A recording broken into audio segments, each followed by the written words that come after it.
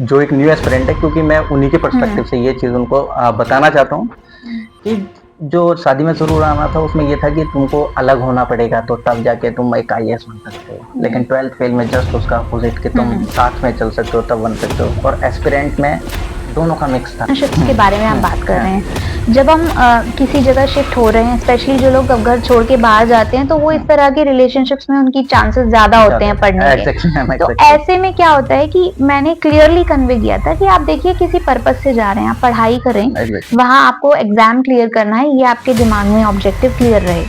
इसमें मैंने दोनों एग्जाम दिए, लेकिन यूपीपीएससी को मैंने कहीं कम नहीं आंका। आप एक चीज में अपने आप को झोंक करके, हाँ, वो फिर उसका में हमने एक इंसिडेंट देखा ओआरएन के अंदर में, जो कि 3 स्टूडेंट के साथ इंसिडेंट हुआ वो। तो मैम क्या ये जो प्रिपरेशन है वो सिर्फ इन जगहों पे ही जाकर हो सकती है? अटेम्प्ट करो, और करंट अफेयर्स को आपको अच्छे से इस वक्त इम्पोर्टेंस उसको देनी पड़ेगी, क्योंकि वो क्वेश्चंस काफी कवर होते हैं यूपी स्पेसिफिक, और अलग अलग तरह के ऑब्जेक्टिव के जो जीएस कंपोनेंट्स हैं जो पढ़े हैं उसको आप रिवाइज करें मल्टीपल टाइम्स एंड प्रैक्टिस करें। Hello everyone, welcome to UPSC पे चर्चा विद विशाल। आज का ये वीडियो आप लोगों के लिए बहुत ज़्यादा हेल्पफुल होने वाला है, क्योंकि आज हमारे साथ इस वीडियो में जुड़ी हैं डीएसपी अंजलि कटारिया मैम, जो कि आप लोगों को बताएंगे कि किस तरीके से आप यूपीपीसीएस की प्रिपरेशन को यूपीएससी के साथ लेके चल सकते हैं, और जो मतलब एक तरीके से कि किन किन फेजेस से आप किस तरीके से अपने मेंटल पीस को मेंटेन करके चल सकते हैं, या जो लगातार यूपीएससी के अटेम्प्ट दे रहे हैं या सिविल सर्विसेज में है वो और क्या कर सकते हैं। मतलब कुछ होता है कि 3-4 अटेम्प्ट लगातार वो देते ही जाते हैं। तो चलिए आज हम मैम से ही जानेंगे। तो सबसे पहले मैम मैं आपका बहुत बहुत धन्यवाद करना चाहूंगा कि आपने मेरे को टाइम दिया और आप बच्चों को गाइड करने के लिए आए, एस्पिरेंट्स को। तो मैम सबसे पहले आपका बहुत बहुत स्वागत है अपने टाइम देने के लिए। थैंक यू विशाल, मुझे इनवाइट करने के लिए, आज जो ये सेशन ऑर्गेनाइज कर रहे हो। वैसे तो मैं यूपीएससी यूपीपीएससी के फील्ड में जो तैयारी कर रहे हैं कैंडिडेट्स, उनको मैं लगातार गाइड करती रहती हूँ। समय समय पर लेख लिखती हूँ सोशल मीडिया पर, लगातार जो मेरे राइटअप्स होते हैं उनसे उनके माध्यम से उन्हें गाइड करने का काम लगातार चलता है। लेकिन इस सेशन में इनवाइट किया, और एक और इंटरैक्टिव सेशन होने वाला है थ्रू आप ही के माध्यम से स्टूडेंट्स के लिए। तो थैंक यू वेरी मच। चलिए मैम, आपका जो हम स्टार्ट करते हैं इस इंटरव्यू का, हम सबसे पहले ये स्टार्ट करते हैं कि मैम आपको किस चीज ने मोटिवेट करा एक सिविल सर्विसेज की तरफ आने के लिए, क्योंकि हर एक एस्पिरेंट का सपना है कि वो एक तरीके से वो लोगों की हेल्प करे। तो आपको किस चीज ने मोटिवेट करा? देखिए, बचपन से ही हम जिस फैमिली में मेरी अपब्रिंगिंग हुई, वहां पर जनरली जैसे बच्चों को कहा जाता है तुम डॉक्टर बनोगे, इंजीनियर बनोगे, तो मुझे कहा जाता था कि हाँ सिविल सर्वेंट बनना, सिविल सर्विसेज ज्वाइन करना। तब मुझे समझ नहीं थी कि क्या एग्जैक्टली सिविल सर्विसेज होती है। लेकिन जैसे बड़े हुए, ब्राइट स्टूडेंट थी हमेशा, I was a topper through out. तो उसके बाद जैसे जैसे बड़े हुए, एक्सपोजर मिला, कॉलेज गए, पढ़ाई लिखाई की, डिफरेंट फील्ड्स के लोगों से मिलना हुआ, तो ये चीज रियलाइजेशन डॉन्ड अपॉन मी कि हाँ इस फील्ड में, इस सिविल सर्विसेज का पार्ट बनके we can actually contribute, we can actually make some change at least, अपने तरफ से we can contribute our bit and greatly impact lives of so many people. Exactly, तो ये एक मोटिवेशन वहीं से था। धीरे धीरे चीजें और क्रिस्टल क्लियर हुई। तो मोटिवेशन मेरा लोगों की लाइफ में चेंजेस लाना, उनके लिए पॉजिटिव एक कंस्ट्रक्टिव वे में उनकी लाइफ को इम्पैक्ट करना, ये मेरा मोटिवेशन है। अच्छा मैम, एक चीज मेरे को जाननी थी कि आपने, जैसे क्या होता है जनरली कि जो एस्पिरेंट होते हैं वो सबसे पहले यूपीएससी की प्रिपरेशन करते हैं, फिर उसके बाद वो स्टेट पीसीएस की तरफ आते हैं। तो आपने यूपीएससी की प्रिपरेशन पहले करी, उसके बाद यूपीपीसीएस में आई, या आपने स्टार्टिंग से पहले यूपीपीसीएस करा था? मैंने यूपीपीएससी को कोई कम मैंने अंडर एस्टिमेट नहीं किया, और स्टार्टिंग में यूपीएससी का भी तैयारी, यूपीएससी और यूपीपीएससी में काफी कुछ कॉमनैलिटीज हैं, सिमिलैरिटीज हैं। तो वो एक जर्नी में आप लोग भी देखते हैं, आजकल के स्टूडेंट्स हैं, एस्पिरेंट्स हैं, पढ़ते हैं, तो वो सब समानताएं हैं। कुछ कुछ चेंजेस भी हैं, हम उसके ऊपर ब्रॉडली डिस्कस कर सकते हैं। तो वो शुरुआत में मैंने दोनों एग्जाम दिए, लेकिन यूपीपीएससी को मैंने कहीं कम नहीं आंका, क्योंकि मुझे लगता था कि यहाँ भी आप स्टेट कैडर में जाके भी आप अच्छे से काम कर सकते हैं, आप डिलीवर कर सकते हैं बहुत अच्छा कुछ। हाँ मैम, सिविल सर्वेंट बन के आपको पब्लिक के एक तरीके से आपको हेल्प ही करनी है तो आप क्यों ना इस स्टेट सर्विसेज में आके भी कर सकते हैं, ये नहीं कि आप यूपीएससी में ही जाके सिर्फ कर सकते हैं। ठीक है मैम। मैम मैं एक जो जनरली आजकल चीजें देख रहा हूँ, मतलब जस्ट लाइक जैसे मैंने खुद ने भी अटेम्प्ट दिए हैं और मेरे खुद के भी फ्रेंड्स रहे, मैंने एक ऐसे अपने जान पहचान वाले एक पर्सन को जानता हूँ जिन्होंने लगातार 12 साल इसी में दिए, 73 प्रीलिम्स और 40 मेंस दिए। तो मैम अभी क्या है कि एक तरीके से कि कुछ एस्पिरेंट्स ऐसे हैं जो कि लगातार अटेम्प्ट देते चले जाते हैं और फिर जिस टाइम पे अटेम्प्ट एग्जॉस्ट हो जाते हैं, चाहे वो यूपीएससी का ही क्यों ना हो, अगर उनको अगर जनरल कैटेगरी से 6 अटेम्प्ट मिले तो एग्जॉस्ट हो जाते हैं, तो वो उसके बाद अपनी लाइफ को दोबारा रीस्टार्ट करने की कोशिश करता है और तब तक मेरे हिसाब से देर हो चुकी होती है। तो आप क्या कहना चाहेंगे कि इफ अगर वो लगातार 6-7 साल इसी में दे रहे हैं तो क्या वो चीज सही है? एक देखिए, ये जो समय होता है जब हम यूपीएससी, यूपीपीएससी के लिए प्रिपेयर कर रहे होते हैं, ये हमारी यंग एज का एक बहुत क्रूशियल समय होता है और इसमें मेरा ये मानना है कि अगर हम एक टाइम लिमिट सेट करें कि इतने समय में हम पूरा अपना बेस्ट देंगे, तो वो ज़्यादा अच्छा रहेगा। इस तरह से सालों-साल, 10-10 साल, 8-8, 9-9 साल एक ही चीज़ पर, एक ही एग्ज़ाम पर आप पूरी तरह से डिवोट कर रहे हैं और अपनी जो परफॉर्मेंस है उसको ठीक से इवैल्यूएट भी नहीं कर रहे, तो वो एक मेरे हिसाब से बहुत ज्यादा अच्छा एक ऑप्शन नहीं है एक ही चीज के पीछे भागना। प्लान बी रखिए, समय अपना दीजिए कि ठीक है 3-4 साल दूंगा मैं या इस एग्जाम के लिए या 2-3 और एग्जाम्स, नहीं समझ आता तो keep options exactly ma'am open for yourself. Exactly ma'am, क्योंकि आजकल सक्सेस रेशियो को भी अगर देख में, क्योंकि हमें रियलिटी से मतलब नहीं भागना चाहिए, क्योंकि अगर आप यूपीएससी की ही सक्सेस रेशियो देखें वो भी बहुत कम है और ऐसा नहीं है कि सिर्फ यूपीएससी, स्टेट पीसीएस में भी आजकल बहुत आप यूपीएससी, स्टेट पीसीएस, मैं तो ये कहूंगी आप बाकी एग्जाम्स भी दे दीजिए, एसएससी है या बैंक के एग्जाम्स हैं, आप एग्जाम्स दीजिए और आप ये भी देखिए कि मेरा जो एक एक्यूमेन है वो किस तरह का है, क्या एप्टीट्यूड है। कभी कभी क्या होता है, कुछ लोग मैथ्स, रीजनिंग बहुत अच्छे से कर रहे हैं, वो एसएससी क्लियर कर लेते हैं पहले दूसरे अटेम्प्ट में। मेरे खुद के सर्कल में ऐसे लोग हैं जिन्होंने यूपीएससी में जीएस नहीं उतनी अच्छी, उनका एक उस डायरेक्शन में उनका दिमाग नहीं चल रहा, तो उनका पहले अटेम्प्ट में एसएससी हो गया और वो इतने वेल प्लेस्ड हैं, प्रमोशंस भी हो गए हैं। तो वो एक रास्ता उस तरह का पकड़िए, आप एक चीज में अपने आप को झोंक करके, हाँ वो फिर उसका। हाँ मैम, आजकल तो वैसे देखा भी कि जैसे एसएससी का मैथ्स जो आजकल यूपीएससी में भी सीसेट का ट्रेंड चेंज हुआ है अभी, तो जो आजकल क्या करने लगे हैं एस्पिरेंट्स भी थोड़ा एसएससी की मैथ्स को पढ़ने लगते हैं। तो चलिए अभी नेक्स्ट क्वेश्चन मैम से पूछते हैं। मैम अभी क्या होता है कि एक शायद सोशल मीडिया की वजह से या जैसे आप कहेंगे, क्योंकि सोशल मीडिया का प्रेवलेंट अभी लगभग 3-4 सालों में काफी हो गया जब से कोरोना हुआ और उसके बाद ये रील शॉर्ट वगैरह बहुत ज्यादा, जो न्यू एस्पिरेंट आ रहे हैं उनके दिमाग में एक ही चीज चलती है कि हमको फर्स्ट अटेम्प्ट में क्लियर करना है, और जब वो फर्स्ट अटेम्प्ट में नहीं क्लियर कर पाते हैं तो वो एक ऐसे मेंटल उसमें चले जाते हैं, स्ट्रेस में, कि वो अपने आप को संभाल नहीं पाते हैं, क्योंकि वो दिमाग में बहुत कुछ बना चुके हैं कि हमको फर्स्ट अटेम्प्ट में निकाल के ये करना है वो करना है, क्योंकि 1-2 एस्पिरेंट्स का जो निकल जाता है तो इस पे आपका क्या है? देखिए ये जो हम क्योंकि बहुत सारे टॉपर्स होते हैं जो पहले अटेम्प्ट में निकाल लेते हैं, उनकी जर्नी को ग्लोरीफाई किया जाता है, दिखाया जाता है, और जिन लोगों के years of their life silence में वो प्रिपरेशन कर रहे हैं and they are not succeeding, their performance is not being shown कि हाँ कैसे है। इन्होंने, ये भी हैं जिन्होंने मेहनत की इतने सालों तक और ये रह गए, लेकिन जिन्होंने कर लिया उसको बहुत ग्लोरीफाई करके दिखा रहे हैं।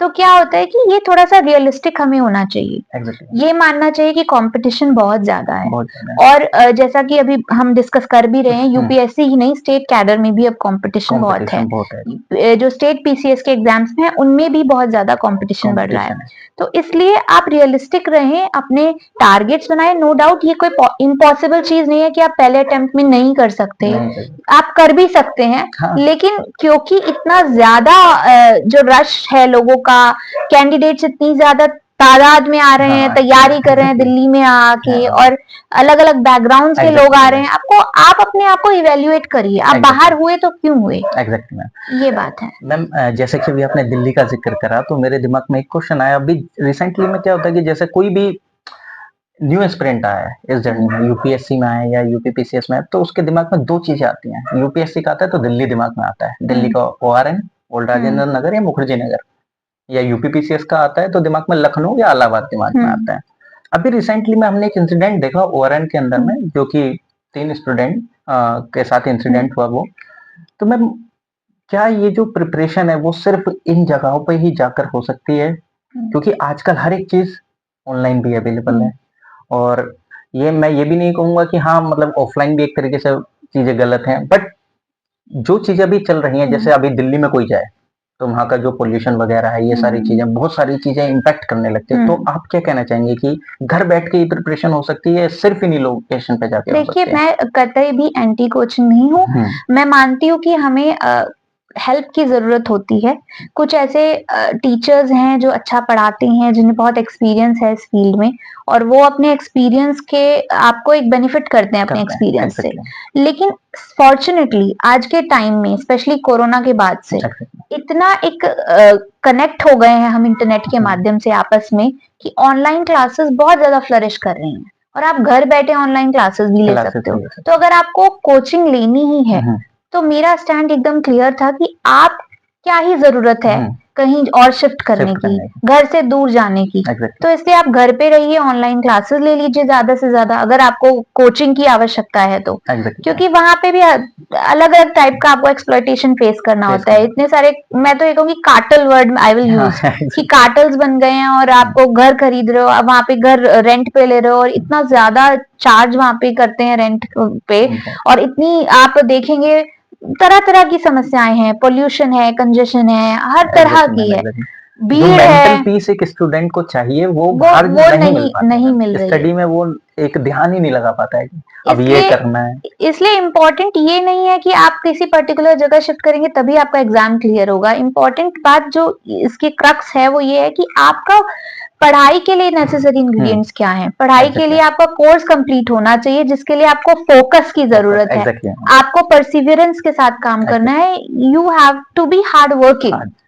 तो वो नेसेसरी एलिमेंट्स हैं पढ़ने। हाँ मैम, वो तो है कि आप कहीं पे भी बस एक स्टडी पे फोकस होना चाहिए। अच्छा मैम, स्टडी से अभी मेरे ध्यान आ रहा है कि अभी जैसे यूपीपीसीएस है, उसका अभी बार बार अभी डेट चेंज हो रहा था कुछ इश्यूज की वजह से, तो अभी 22 दिसंबर में वो एग्जाम हुआ है, तो अभी वो एक एक्सटेंशन मिला है। तो आप यूपीपीसीएस एस्पिरेंट्स को इस टाइम पे किन एरियाज पे फोकस करने के लिए सजेस्ट करेंगे कि जिससे कि उनका प्रीलिम्स एक तरीके से क्वालिफाई, मतलब चांसेस बन जाए कि क्वालिफाई हो जाए, क्योंकि 100% गारंटी किसी की नहीं होती, बट हाँ चांसेस बन जाए। तो किन एरियाज पे फोकस? देखिए, सबसे पहले ये इम्पोर्टेंट होता है, कोई भी एग्जाम है हम उसका सिलेबस देखते हैं, हम लास्ट ईयर के पेपर्स देखते हैं। अगर पैटर्न चेंज हुआ है तो लास्ट ईयर के पेपर्स का कोई उतना इम्पोर्टेंस नहीं है। You are appearing for particular exam for the first time.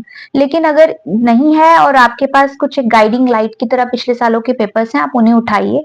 ये एक तैयारी करने का तरीका है, लेकिन आखिरी समय में क्या करें उसके लिए अलग अप्रोच होती है।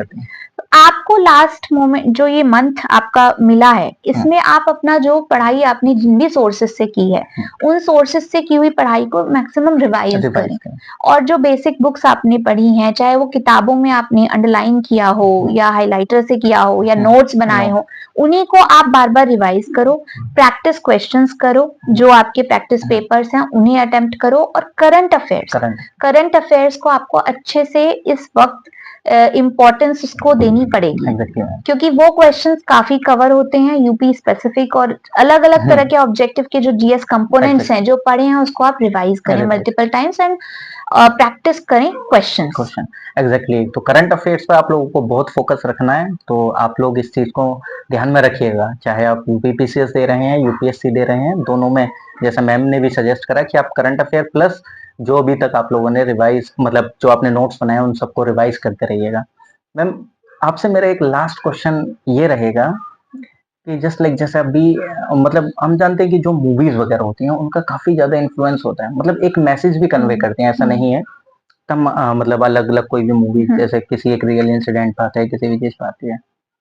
लेकिन अगर मैं यूपीएससी एस्पिरेंट की बात करूं तो मेरे को 3 चीजें ध्यान आती हैं। एक मूवी आई थी मैम शादी में जरूर आना करके, और एक मूवी है ये भी 12th पे, और एक आया था एस्पिरेंट सीरीज। मैम मेरे को लगता है इन तीनों ने अलग अलग मैसेज कन्वे करा है, कोई एक दूसरा मतलब एंटी टाइप है, और वो जो दिमाग में है ना, मतलब जस्ट लाइक जैसे शादी में जरूर आना, उसने एक अलग ही चीज, मतलब जो एक न्यू एस्पिरेंट है, क्योंकि मैं उन्हीं के पर्सपेक्टिव से ये चीज उनको बताना चाहता हूँ कि जो शादी में ज़रूर आना था उसमें ये था कि तुमको अलग होना पड़ेगा तो तब जाके तुम एक आईएएस बन सकते हो, लेकिन 12th फेल में जस्ट उसका अपोजिट कि तुम साथ में चल सकते हो तब बन सकते हो। और एस्पिरेंट में दोनों का मिक्स था। एस्पिरेंट जो एक सीरीज है तो उसमें दोनों का मिक्स है। तो आप मतलब क्या होता है कि जो एकदम अभी 12th पास करके कोई एक स्टूडेंट आया या ग्रेजुएशन करके इसमें प्रिपरेशन में आया, तो जब उसने ये चीजें देखी होती है तो एक गलत इम्पैक्ट मतलब राइट। कर देता है। तो आप उस में क्या कहना चाहेंगे? मैं ये आप जो बात कर रहे हैं बेसिकली मैंने इसके ऊपर अपनी पोस्ट भी लिखी थी। रिलेशनशिप्स के बारे में आप बात कर रहे हैं। जब हम किसी जगह शिफ्ट हो रहे हैं, स्पेशली जो लोग अब घर छोड़ के बाहर जाते हैं, तो वो इस तरह के रिलेशनशिप्स में उनकी चांसेस ज्यादा होते हैं पढ़ने के। तो ऐसे में क्या होता है कि मैंने क्लियरली कन्वे किया था कि आप देखिए किसी पर्पज से जा रहे हैं, आप पढ़ाई करें, वहां आपको एग्जाम क्लियर करना है, ये आपके दिमाग में ऑब्जेक्टिव क्लियर रहे। लेकिन वहां जाके भटकाव हो जाता है, आप रिलेशनशिप्स में पढ़ते हैं और उसके बाद ज्यादातर, मैं इसके लिए मैं नेगेटिव नहीं हूँ, पॉजिटिव भी होती हैं आपकी लाइफ में, क्योंकि कोई सपोर्ट बन के भी आ सकता है, लेकिन अधिकतर टॉक्सिसिटी में पड़ जाते हैं और फिर वो हार्ट ब्रेक्स और इमोशनल ब्रेकडाउन और उस सब का एक सिलसिला मतलब शुरू हो जाता है। तो वो चीज ना हो, उसको अवॉइड करने के लिए आप अपने दिमाग में अपना ध्येय, अपना लक्ष्य क्लियर करें कि भाई ये मूवीज ठीक है, मूवीज जो हैं वो सत्यता पर आधारित भी होती हैं, हमारी रियल लाइफ इंसिडेंट्स हैं, उन्हीं पर बेस्ड होके मूवी को बनाया जाता है। लेकिन अब आप, क्योंकि आपको स्ट्रॉन्ग विल्ड बनना है, आपको अपनी जो शक्ति है, अपनी जो विल पावर है, उसको बहुत स्ट्रॉन्ग रखना पड़ेगा और आपको ये क्लियर करना है कि मुझे एग्जाम क्लियर करना है। हो सके आप इन सब रिलेशनशिप्स में ना पड़े और जहां भी रेड फ्लैग लगे कि कोई व्यक्ति, दोस्त या आपका कोई गर्लफ्रेंड बॉयफ्रेंड आपके लिए टॉक्सिक हो रहा है, आपके प्रिपरेशन में हेल्प ना करने के बजाय वो और पीछे खींच रहा है, तो आप बिल्कुल पीछे हट जाइए। एग्जैक्टली। तो मैम की बात को आप लोग ध्यान रखिएगा, जो खासकर न्यू एस्पिरेंट्स है, कि इन सब चीजों में अगर आपको टॉक्सिसिटी लगती है तो प्लीज आप अपने एक जिस लक्ष्य के लिए आप वहां गए हैं उस पर जरूर फोकस करें। Ma'am last question but not least, कि एक न्यू एस्पिरेंट अपने आप को एक मोटिवेट, क्योंकि मैंने देखा है कि आजकल एस्पिरेंट्स रील्स को देख के मोटिवेट अपने आप को रखते हैं और वो जो मेरे को लगता है कि जो रील्स का जो मोटिवेशन है वो ज्यादा लंबा नहीं टिकता है। तो वो अपनी इस जर्नी में सिविल सर्विसेज की अपने आप को, क्योंकि इसमें एक टाइम चाहिए, 1 साल एटलीस्ट 2 साल, तो उस दौरान वो उसमें अपने आप को मोटिवेट कैसे रख सकते हैं? देखिए, मोटिवेट जो आप अभी हम बात कर रहे हैं रील्स की और सोशल मीडिया की, तो ये एक बहुत बड़ा डिस्ट्रैक्शन है आज के टाइम में। मैं खुद सोशल मीडिया पे एक्टिव हूँ, पोस्ट लिखती हूँ, लेकिन जब आप पढ़ाई कर रहे होते हैं तो सोशल मीडिया तो मेजर डिस्ट्रैक्शन है। और ना केवल सोशल मीडिया, मैं तो मोबाइल को, प्लेन मोबाइल जिसमें ये सब नहीं भी चलता, वो भी डिस्ट्रैक्शन ही मानूंगी। पढ़ाई करने बैठे तो मोबाइल को एकदम दूर रखें। और जो ये रील्स से इंस्पिरेशन मिलती है, ये कुछ नहीं है, शॉर्ट लिव्ड है। ये हमारी कंसंट्रेशन को और खराब करता है। जितनी शॉर्ट सेकंड्स या एक आधी मिनट की कोई रील बनती है और फिर आप रील ऐसे करके स्क्रॉल करते हो, तो आपके दिमाग में जो डोपामिन रिसेप्टर्स हैं वो डिस्टर्ब होते हैं और आप कंसंट्रेशन आपकी जो है धीरे धीरे डिटीरियोरेट होती रहती है, आप पढ़ाई बिल्कुल नहीं कर पाते हैं। तो रील्स अदरवाइज भी आपके ब्रेन को एक नुकसान दे रही है, साथ में इससे कोई मोटिवेशन नहीं मिलेगा।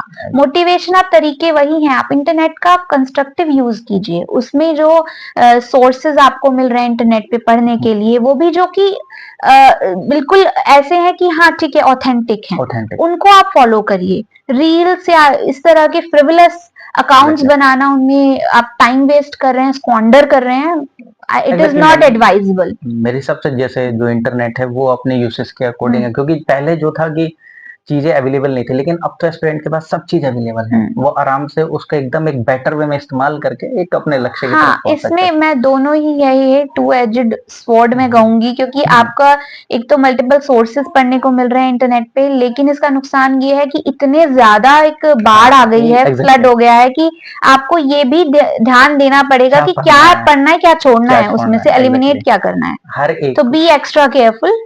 और बिल्कुल हर एक चीज के लिए अलग अलग सोर्सेस अवेलेबल है। कुछ नहीं पता कि एक सब्जेक्ट के लिए कितने सोर्सेस हैं, बट वो आपको डिसाइड करना है चीजों को देख के कि आपको क्या सोर्स पढ़ना है। आज का ये डिस्कशन मैम के साथ बहुत ज्यादा आपके लिए लाभदायक होने वाला है।